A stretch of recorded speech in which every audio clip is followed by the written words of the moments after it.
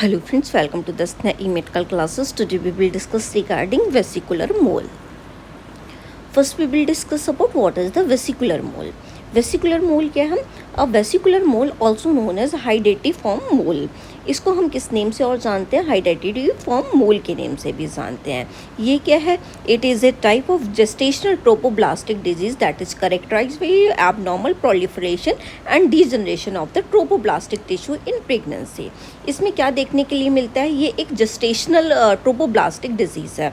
मतलब ये जब मदर प्रेग्नेंट होती है तो जब जेस्टेशनल पीरियड चल रहा है तो उसमें क्या हो जाता है, ट्रोपोब्लास्ट जो लेयर होती है उसकी ये एक डिजीज़ होती है.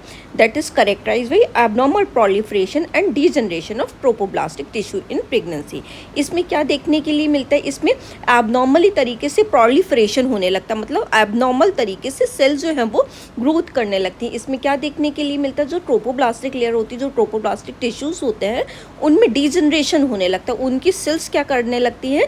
डीजनरेट करने लगती हैं. ठीक है, तो इसमें क्या देखने के लिए मिलेगा?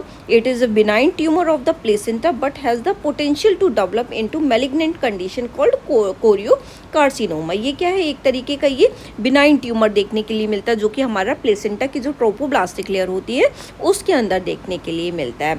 इसमें क्या हो जाता है कंडीशन? इसमें मैलिग्नेंसी की कंडीशन ये अगर कर सकती है. अगर इसको हमने टाइमली ध्यान नहीं दिया तो इसमें क्या बन जाता है? ये पूरे ग्रेप लाइक फॉर्मेशन इसके अंदर बन जाता है और इसमें जो कोरियोनिक सेल्स होती हैं, कोरियोकार्सिनोमा इसके अंदर बन जाता है. ठीक है, जो हमारी कोरियन है उसके अंदर पूरा ये कैंसर सेल्स का फॉर्मेशन देखने के लिए मिलता है.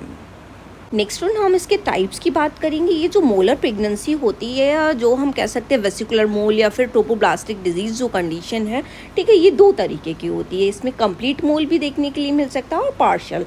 कंप्लीट में क्या देखने के लिए मिलेगा? इसमें कंप्लीटली जो ट्रोपोब्लास्टिक जो होंगी सेल्स होंगी वही देखने के लिए इसमें सिर्फ मिलेंगी. कोई फीटल टिश्यूज़ इसके अंदर प्रेजेंट नहीं होता है. तो इसके अंदर क्या है? कंप्लीट मोल के अंदर कोई भी फीटल टिश्यू प्रेजेंट नहीं होता. वहीं पार्शियल मोल के अंदर फीटल टिश्यूज़ भी प्रेजेंट रहेगा और इसमें मोलर प्रेगनेंसी भी रहती है. इसमें क्या देखने के लिए मिलता है? Fertilisation of an empty womb. इसके अंदर वो एम्प्टी वोम फर्टिलाइज हो जाता है जिसमें जो पैटर्नल क्रोमोसोम्स होता है उसका डुप्लीकेशन हो जाता है. ठीक है, तो ये क्यों फर्टिलाइज हो रहा है? क्योंकि इसमें पैटर्नल क्रोमोसोम्स का डुप्लीकेशन, इसमें 46XX भी आ सकते हैं या फिर 46XY, मतलब जो पैटर्नल फादर के जो क्रोमोसोम्स होंगे उनका डुप्लीकेशन हो जाने की वजह से ऐसा देखने के लिए मिलता है.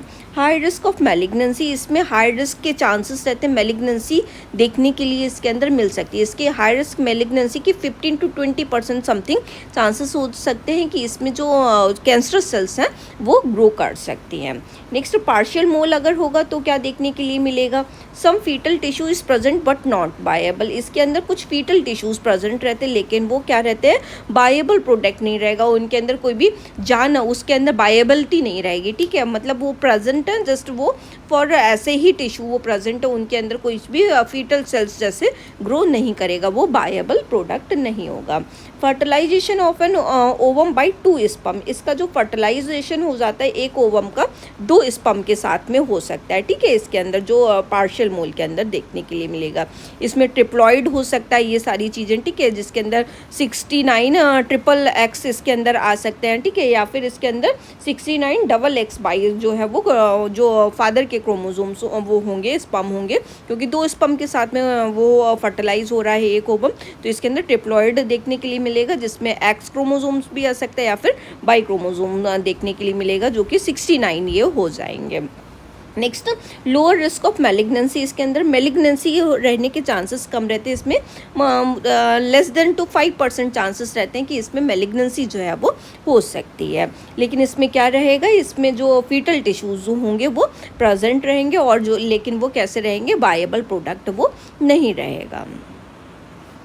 नेक्स्ट पार्शियल मोल में क्या देखने के लिए मिलता है? इसका जो जब ये फर्टिलाइजेशन होगा तो इसके अंदर जो ये फादर के क्रोमोसोम्स जो होंगे वो इनका क्या देखने के लिए मिलेगा? ट्रिप्लॉइड देखने के लिए मिलेगा. ये 2 उसके साथ में फर्टिलाइज हो जाता है जबकि ओवम क्या रहता है? वो एक ही रहता है. तो इसके अंदर क्या देखने के लिए मिलेगा?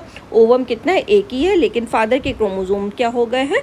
जो स्पर्म है वो डुअल हो गए हैं, तो जिसकी वजह से 69XXX आ सकते हैं या फिर 69XXY आ सकते हैं. ठीक है, लेकिन अगर कंप्लीट मोल देखने के लिए मिलेगा तो इसमें ग्रेप लाइक स्ट्रक्चर फॉर्मेशन देखने के लिए मिलता है, और कंप्लीटली क्या देखने के लिए मिलेगा, केवल मोल्स देखने के लिए ग्रेप लाइक के स्ट्रक्चर फॉर्मेशन देखने के लिए मिलता है। जबकि पार्शियल मोल में क्या देखने के लिए मिलता है, इसमें 69 क्रोमोसोम्स देखने के लिए मिलते हैं और साथ में कुछ फीटल जो टिश्यूज़ होते हैं वो प्रेजेंट रहते हैं और मोल लाइक स्ट्रक्चर भी प्रेजेंट रहता है। नेक्स्ट इसके कॉजेज़ क्या हो सकते हैं वेसिकुलर मोल के होने के। जेनेटिक एबनॉर्मलिटी, अगर किसी के अंदर जेनेटिक एबनॉर्मलिटी देखने के लिए मिल रही हैं, जैसे कि कोई एबनॉर्मल फर्टिलाइजेशन हो गया, ठीक है, जिसकी वजह से कोई एबनॉर्मल तरीके से जैसे फर्टिलाइजेशन हो गया, तो उसकी वजह से जो ट्रोपोब्लास्टिक का प्रोलिफरेशन है जितना होना चाहिए उतने से ज़्यादा ये एक्सेसिव लेवल पे क्या हो रहा है, उसका प्रोलिफरेशन देखने के लिए मिल रहा है, एक्सेसिव तरीके से सेल्स की ग्रोथ देखने के लिए मिल रही। तो जेनेटिक एबनॉर्मलिटी की वजह से, एबनॉर्मल तरीके से फर्टिलाइज हो जाने की वजह से ऐसा देखने के लिए मिल सकता है। मैटरनल एज या फिर कम है बहुत ज़्यादा, 20 ईयर से मैटरनल एज कम है या 40 ईयर से ज़्यादा हो रही है, तो भी अगर अर्ली प्रेगनेंसी है या फिर लेट प्रेगनेंसी है तो भी देखने के लिए ट्रोपोब्लास्टिक डिजीज़ मिल सकती है। प्रीवियस मोलर प्रेगनेंसी, अगर कोई भी मदर को कोई प्रेगनेंसी जो रही है वो प्रीवियस किसी को मोलर प्रेगनेंसी की हिस्ट्री रही है जिसमें ट्रोपोब्लास्टिक डिजीज़ उसको पहले भी हो चुकी है, तो उनमें भी चांसेस रहते हैं कि ये फिर से रिपीट हो सकती है। न्यूट्रिशनल डिफिशिएंसी, अगर किसी मदर को फॉलिक एसिड की डिफिशिएंसी या कैरोटीन की डिफिशिएंसी अगर हो रखी है तो भी उसको मोर चांसेस रहते हैं कि उसको ट्रोपोब्लास्टिक डिजीज़ मोलर प्रेगनेंसी हो सकती है। ज्योग्राफिकल फैक्टर भी समहाउ वेरी करते हैं, जैसे कि एशियन लोगों में हायर इंसिडेंस देखने के लिए मिलता है, लैटिन अमेरिकन कंट्रीज़ जो हैं वहाँ पे भी इसका हायर इंसिडेंस देखने के लिए मिलता है। तो ज्योग्राफिकल फैक्टर्स की वजह से ये भी देखने के लिए मिल सकता है, क्योंकि वो डिपेंड करता है वहाँ के लोगों का क्रोमोसोम्स वगैरह के ऊपर डिपेंड करता है, तो उसकी वजह से उनका कैसा जेनेटिक उनको रहता है, तो इसकी वजह से वहाँ पे ज्योग्राफिकल फैक्टर के भी ये चीज़ें वेरी करती हैं, वहाँ हायर इंसिडेंस देखने के लिए ट्रोपोब्लास्टिक डिजीज़ का मिलता है।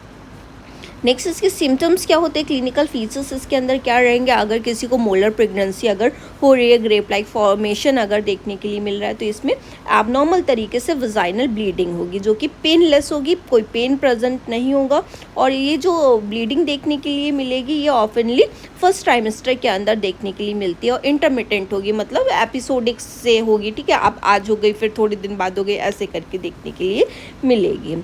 एक्सेसिव यूट्राइन इनलार्जमेंट, इसमें जो एज़ कम्पेयर टू जितना वो यूट्रस को ग्रो होना चाहिए, जैसे फर्स्ट ट्राइमेस्टर में जितना बढ़ना चाहिए उससे ज़्यादा ये इंक्रीज़ करती है, ठीक है, एज़ पर द एक्सपेक्टेड जितना जेस्टेशनल एज होना चाहिए उससे ज़्यादा ये एबनॉर्मल तरीके से ये एक्सेसिव यूट्राइन इनलार्जमेंट देखने के लिए मिलता है। सीवियर नोजिया वॉमिटिंग देखने के लिए मिलेगी, इसमें क्या रहता है, जो एसिजी का लेवल रहता है वो बहुत ज़्यादा हाई देखने के लिए मिलता है, जिसकी वजह से मदर को बहुत ज़्यादा वॉमिटिंग देखने के लिए मिलती है, तो जिसको हम क्या इस नेम से भी जानते हैं, सीवियर नोजिया वॉमिटिंग अगर किसी को होता है तो उसको हम क्या बोलते हैं, हाइपर एमेसिस ग्रेविडेरम देखने के लिए मिलता है, जो कि जो एसिजी का लेवल होता है बीटा एसिजी जब वो इंक्रीज़ कर जाता है तो मदर को बहुत ज़्यादा वॉमिटिंग होती है। तो जब ये कंडीशन होती है किसी को वेसिकुलर मोल अगर किसी को हो रहा है तो उसमें भी क्या कर जाता है, एसिजी का लेवल, क्योंकि प्लेसेंटा में क्या हो रही है, एबनॉर्मल तरीके से ग्रोथ हो रही है, ठीक है, ट्रोपोब्लास्ट में, तो एसिजी कहाँ से सीक्रेट होता है, वहीं से होता है, ठीक है, तो फिर उसकी वजह से क्या करता है, एसिजी बहुत ज़्यादा सीक्रेट करने लगता है, प्रोडक्शन उसका होने लगता है तो सीक्रेट भी करता है, तो उसकी वजह से क्या हो जाता है, उसको बहुत ज़्यादा वोमिटिंग देखने के लिए मिलती है। Passage of vesicle, grape like vesicle में भी एक्सपेल्ड पर वेजाइना, जो ग्रेप लाइक फॉर्मेशंस हुए हैं, ठीक है, जो ट्रोपोब्लास्टिक डिजीज़ हुई है, मोलर लाइक मोलर बने हैं, ठीक है, मोल्स जो बने हैं वो क्या कर सकते हैं, एक आध जो है वो क्या हो सकते हैं, वेजाइना के थ्रू ये बाहर भी ये आ सकते हैं, एक्सपेल आउट होके वेजाइना से ये आ सकते हैं। एब्सेंट फीटल हार्ट साउंड, इसमें फीटल हार्ट बीट जो नॉर्मल आनी चाहिए, ठीक है, वो फीटल हार्ट साउंड जो है वो डिटेक्ट नहीं हो पाता है। Next theca lutein cyst, bilateral ovarian cyst due to elevated beta HCG, beta HCG का लेवल इंक्रीज हो जाने की वजह से ओवेरियन सिस्ट दोनों ही जो ओवरीज होती है उसके अंदर वो दोनों साइड में ओवरीज में क्या देखने के लिए मिलता है, बाइलेटरल सिस्ट देखने के लिए, ओवेरियन सिस्ट देखने के लिए मिलते हैं, जिसको हम थीका ल्यूटेन सिस्ट बोलते हैं क्योंकि ये थीका सेल्स के अंदर होते हैं। नेक्स्ट प्री क्लेम्सिया बिफोर 20 वीक्स, ये प्री क्लेम्सिया होने के चांसेस रहते हैं। इसमें जो ब्लड प्रेशर होता है वो एबनॉर्मली तरीके से क्या कर जाता है, अगर मोलर प्रेगनेंसी हो रही है तो इसमें 20 वीक्स के लगभग इसमें प्रोटीन का लेवल हाई देखने के लिए मिलता है, और मदर को जो उसका बीपी होता है वो बहुत फ्लक्चुएट करता है और इंक्रीज देखने के लिए मिलता है। हाइपरथायरॉयडिज्म भी ये कॉज करता है। ये क्या करेगा, जो एससीजी स्टिमुलेट होता है तो ये हमारे जो thyroid stimulating hormone receptor cells हैं उनके ऊपर काम करता है जाके, जिसकी वजह से ये क्या करवा देता है, ये हाइपरथायरॉयडिज्म, क्योंकि उसका एक्सेसिव जो है वो होगा, ठीक है, एक्सेसिव स्टिमुलेशन हो रहा है जिसकी वजह से क्या होगा, हाइपरथायरॉयडिज्म कॉज हो जाता है। नेक्स्ट वन, डायग्नोसिस अगर हमें करना है अगर इसको वेसिकुलर मोल को, तो हम कैसे करके करेंगे, हमें क्या देखना है, सीरम बीटा एससीजी का लेवल देखना है। ये जो है ये इंक्रीज देखने के लिए मिलता है, ये मोर देन 1 लाख मिली इंटरनेशनल यूनिट पर ml देखने के लिए मिलेगा। अगर यहाँ पे कंप्लीट मोल प्रेगनेंसी है तो इसमें ये समथिंग 1 लाख से भी ये अबव हो जाता है। Monitor weekly after evacuation until detectable, इसको हमें वीकली मॉनिटर करते रहना चाहिए, ठीक है। ये जब तक ये इसका लेवल नॉर्मल नहीं आता, ठीक है, ये नॉर्मल सीक्रेट कितना हो रहा है, कितना नहीं हो रहा है, कितना फ्लक्चुएट हो रहा है, क्योंकि ये सबसे मेजर इंडिकेटर एज ए काम करता है बीटा एससीजी का लेवल, तो इसको हमें नॉर्मली वीकली इसको मेजर करते रहना है, ठीक, जब तक इसका हमें सही तरीके से डायग्नोस ना हो जाए। नेक्स्ट वन, अल्ट्रासोनोग्राफी करनी है। इसमें क्या देखने के लिए मिलेगा, अगर कंप्लीट मोलर प्रेगनेंसी है तो वहाँ पे स्नो स्टॉर्म लाइक अपीयरेंस देखने के लिए मिलता है, जिसमें cluster of grapes like grapes जैसा फॉर्मेशन जो है वो देखने के लिए मिलेगा। इसमें जो अगर कंप्लीट मोलर प्रेगनेंसी है तो इसमें कोई भी फीटल पार्ट देखने के लिए नहीं मिलेंगे। अगर यहाँ पे अगर वो हो रहा है, पार्शियल प्रेगनेंसी हो रही है, पार्शियल मोलर लाइक प्रेगनेंसी है, तो वहाँ पे क्या थोड़े बहुत फीटल पार्ट्स जो है वो समहाउ देखने के लिए मिल सकते हैं। पार्शियल मोल होगा तो some foetal part will be present over there with hydrotropic degeneration of placental tissue, लेकिन कुछ जो है वो मोलर्स भी प्रेजेंट रहेंगे और कुछ जो है वो क्या देखने के लिए मिलेगा, वहाँ पे कुछ फीटल पार्ट भी कुछ समहाउ देखने के लिए मिलता है। हिस्टोपैथोलॉजिकल एग्जामिनेशन हमें करना है। कंफर्म डायग्नोसिस पोस्ट एवैक्यूएशन, इसको निकालने के बाद में इसका देखना है कि उसकी डायग्नोसिस हमें बिल्कुल कंफर्म करनी है कि क्या है, क्यों हुआ है, कैसे हुआ, ठीक है। जब उसको पूरा निकाल लेते हैं, जो ये क्लस्टर लाइक फॉर्मेशन बना है, तो कहीं इसमें कोई भी कैंसरस सेल्स वगैरह ग्रोथ वगैरह तो नहीं है, ये सारी चीज़ें भी देखनी है, ठीक है। इसमें ट्रोपोब्लास्टिक प्रोलिफरेशन का प्रेजेंस है कि नहीं है इन सेल्स के अंदर, वो भी हमें पूरा इसका पैथोलॉजिकल एग्जामिनेशन डिजीज़ को डिटेक्ट करने के लिए, फर्दर और कोई प्रॉब्लम तो नहीं है, क्या चीज़ है क्या नहीं है, कितना एससीजी का लेवल है, पूरा उसका डिटेल एग्जामिनेशन करने के लिए उसका हिस्टोपैथोलॉजिकल एग्जामिनेशन करना है, इसको इवैक्यूएट करके। नेक्स्ट वन, चेस्ट एक्सरे कराना है। अगर मैलिग्नेंसी सस्पेक्टेड होती है तो क्या होता है, ये लंग में जो है वो पूरा कैंसरस सेल ग्रोथ करने का चांसेस होता है, तो हमें अगर लंग ये सस्पेक्टेड लग रहा है कि इसको मैलिग्नेंसी होने के चांसेस हो सकते हैं, तो हमें लंग में मेटास्टेसिस है कि नहीं प्रेजेंट है, तो उसके लिए क्या कराना है, चेस्ट एक्सरे कराना है। थायराइड फंक्शन टेस्ट भी कराने हैं, क्योंकि ये क्या कॉज करता है, ये बीटा एससीजी का लेवल किसके ऊपर काम करता है, ये जाके टीएसएच को स्टिमुलेट करता है, जिसकी वजह से क्या हो जाता है, हाइपरथायरॉयडिज्म कॉज करता है। तो हाइपरथायरॉयडिज्म वगैरह तो नहीं हो रहा है, कहीं थायरोटॉक्सिकोसिस होने के चांसेस तो नहीं है, जिसमें बहुत ज़्यादा टीएसएच का लेवल स्टिमुलेट कर जाता है, ओवर स्टिमुलेशन की वजह से थायरोटॉक्सिकोसिस तो कहीं नहीं हो गया, ठीक। तो उसको अभी देखने के लिए हम क्या कराते हैं, थायराइड फंक्शन टेस्ट कराना होता है। नेक्स्ट वन, हमें मैनेजमेंट कैसे करना है, हमें सक्शन एंड इवैक्यूएशन करना है। प्राइमरी ट्रीटमेंट अगर कंप्लीट है या पार्शियल मोल प्रेगनेंसी है तो हम किसके लिए जाएंगे, सक्शन और इवैक्यूएशन के लिए जाएंगे, जिसमें क्या किया जाता है, अंडर द अल्ट्रासाउंड गाइडेंस के ये परफॉर्म किया जाता है, जिससे कि जो भी ऑक्सीटोसिन को यूज़ करके ये पूरा इवैक्यूएट किया जाता है जो भी मोलर प्रेगनेंसी हुई है। जिससे ये क्यों किया जाता है, इसको अल्ट्रासाउंड करके ही किया जाता है, ताकि कोई भी हेमरेज वगैरह ऐसी कोई कंडीशन ना हो, उसको प्रिवेंट कर सके, इसलिए अंडर द अल्ट्रासाउंड इसको पूरा इवैक्यूएट किया जाता है। बीटा एससीजी का लेवल मॉनिटर करना है, इसमें हमें 3 कंसेक्यूटिव वीक कंटिन्यूस उसको लेवल को डिटेक्ट करते रहना है अनटिल अनलेस ये डिटेक्ट ना हो जाए कि सही है सब कुछ की नहीं सब कुछ है, तो इसके तब तक हमें एससीजी का लेवल पूरा मॉनिटर करना है। Monthly for 6 month to monitor persistent disease, 6 month तक हमें इसको मॉनिटर करना होता है। इसको कोई भी डिजीज़ कंडीशन होने के, कोई अदर चीज़ होने के चांसेस तो नहीं है, तो इसलिए हमें इसको कंटिन्यूस मॉनिटर करना होता है 6 मंथ तक लगभग। Contraception, oral contraceptive pills are recommended for 6 to 12 month. अगर ये किसी को ये सस्पेक्टेड निकला, अगर किसी को ये डिजीज़ कंडीशन हुआ है, तो उसको हमें कॉन्ट्रासेप्टिव मेथड यूज़ करने के लिए बोलना है। उसको 6 to 12 मंथ प्रेगनेंसी को बिल्कुल अवॉइड करने के लिए बोलते हैं, और उसको ओरल कॉन्ट्रासेप्टिव पिल्स भी 6 to 12 मंथ्स के लिए लगभग दी जाती हैं। और इस पीरियड में क्या होता है, प्रेगनेंसी को अवॉइड करने के लिए कम्प्लीटली बोला जाता है।